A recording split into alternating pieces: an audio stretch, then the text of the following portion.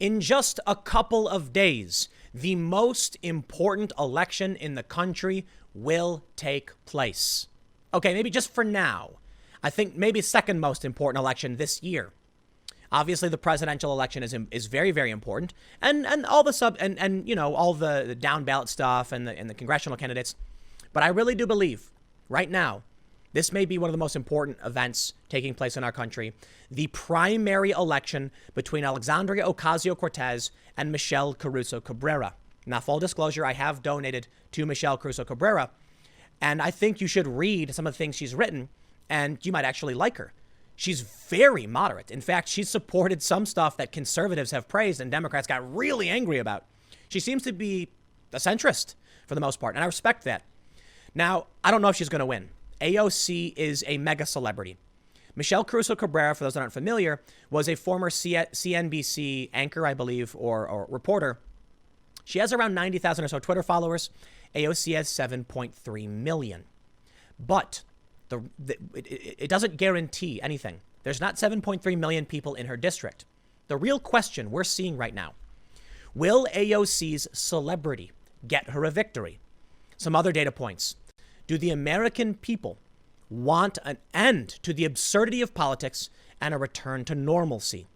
Michelle Caruso Cabrera is very similar to AOC in many ways. I believe they're both the children of immigrants. I could be wrong about that. But they both have the 3-letter acronym name. They're both Latina. They live in the same area. Now, there are complaints about, of course, they both got their digs against each other. But ultimately what we have is, you have your choice right now in New York's 14th district between celebrity, youth, far leftist, and moderate, centrist, non-celebrity. What will the people of the Bronx want? I believe the celebrity status plays a huge role in this. Do people even know who Michelle Caruso Cabrera is? That may be a big challenge. But if MCC does this right and focuses her attention on supporting her district, she might actually win. You see, AOC, her followers are across the country. The donations she gets come from across the country. I wonder if there's actually a very large progressive coalition in any one place. Think about it this way. If you have one progressive, per a square 10-mile radius, then online, it'll look like you got a ton of supporters. But if you go into New York City, it's like 2 or 3, right? You don't have that many. Oh, maybe more than that. How many people in her district actually like her? She won last time with like 15 or 16,000 votes in a district of 750,000. So perhaps Michelle Caruso Cabrera, spending all of her time running this campaign, while AOC's been doing other stuff, perhaps that's enough to get MCC 18,000, 19,000 in a district of 750,000. But we'll see. CNN reports a former television news anchor, a retired New York City police officer, and a high school civics teacher, an attorney who runs a mediation practice and serves as a volunteer minister. These are just a few of the candidates, Democrats and Republicans, who have lined up to challenge 3 of the most high-profile freshman House Democrats, AOC, Ilhan Omar, and Rashida Tlaib. It's not easy to unseat a sitting member of Congress, and the 3 members of the so-called progressive squad have a number of built-in advantages as they run for re-election. All 3 have unusually high name recognition for freshman members of Congress and devoted national followings. They have the ability to raise significant amounts of money, with Ocasio-Cortez and Omar ranking among the top fundraisers in Congress. But they have become high-profile targets of criticism. All 3 have faced controversy over outside the mainstream political positions, frequently facing attacks from Trump and congressional Republicans. On a national level, Republicans have worked to turn their outspoken support for progressive politics into a liability for the Democratic Party. At times, they have also frustrated or even been rebuked by members of their own party. They go on to say, quote, "The fame and notoriety of these members can be a double-edged sword. It helps their fundraising, but also draws attention and competition," said Kyle Kondik, an election analyst for the University of Virginia Center for Politics. He noted, however, incumbents hardly ever lose House primaries, and the congresswomen don't appear to have the kind of obvious liabilities seen in rare instances where a sitting House member ends up losing a primary, such as in recent times with Steve King. However, I must add, these are new candidates. They are new. People knew Joe Crowley, right? He was the one that AOC defeated. They saw his name. Oh, yeah, that's my guy. AOC is divisive. She is bombastic and she is celebrity obsessed. She might very well inspire anger and resentment in her own community. Many of them may look at her as somebody who's more obsessed with getting Twitter likes than actually helping them. And Michelle Crusoe Cabrera has absolutely capitalized on it, noting that during the COVID pandemic, AOC stayed for a week in her luxury DC apartment, doing live streams with celebrities instead of coming back. AOC said, but I was just sick and not feeling well. Not buying it. MCC clearly called you out for hosting your stupid little social media events. Perhaps that's enough, but you can't discount the fact that AOC is just a celebrity. That's all that matters. She's a celebrity. People are going to follow her. They're going to show up and be all excited. This is why I say it's the most important election as of right now. I don't think it's necessarily going to prove anything, but it's interesting to see how this will play out. To give us an idea, populist, far left, radical policies versus regular America.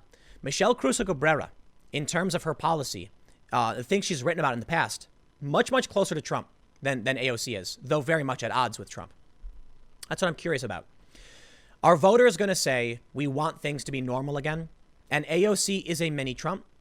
She drove away all these jobs? Or are they going to be like, the party is fun, let's keep it running? I don't know what that'll mean for Trump, but it may spell something for the House Democrats moving forward. Now, if Michelle Crusoe Cabrera wins, she's probably going to just fall in line with Nancy Pelosi and vote party line. That's typically what House members will do. AOC's been more defiant in that regard. So it's not necessarily going to suggest whether or not the House Democrats will win and maintain the majority in the House or take the Senate or anything like that, or even beat Trump. It says a lot about the attitudes of local districts, though. Now, I got to say, Nancy Pelosi raises tons of money. I'm leaning towards AOC winning this one, but I just don't know. Part of me wants to believe that regular Americans are sick and tired of the BS, and they want someone to bring things back to normal. Could be wrong. That's the argument made about Trump and Biden, that Joe Biden is the return to normalcy candidate that might work. If that's true, then Michelle Crusoe Cabrera is the normalcy candidate for AOC's district. They say there are major ideological differences between AOC and Crusoe Cabrera. The Congresswoman is an outspoken advocate for the Green New Deal, Medicare for All. In contrast, Crusoe Cabrera describes herself as a centrist and moderate. She has said Medicare for All is not the answer during her campaign and dismissed the Green New Deal as divisive policy. I gotta say, it's why I donated to her. I like Michelle Crusoe Cabrera. Crusoe Cabrera has argued that AOC is MIA and cares more about building a national profile than her constituents. In an interview with CNN, she said the Congresswoman wants to be a national star, adding, I want to be a congresswoman for the people of the Bronx and Queens. Asked to respond to accusations she isn't focused on her district, AOC told CNN, quote, really, it just makes the person sound tone deaf because you think I'm not around. The person who's not around is you because you don't see us and we're everywhere. But if they want to go around and say things that are not true and run a Trumpian style campaign, that's on them. I'm sorry, AOC, that's you. You're mini Trump, not MCC. You're the Twitter personality who's always saying Twitter nonsense. You're the one who said, thanks to the teens who interfered in Trump's rally. That's very much Trumpian. I called AOC Lil Trump all the time. Now, she's not as high profile as Trump, but she is very much this, man, what's the right word? Brash, arrogant. There's a lot of words to describe both Trump and AOC.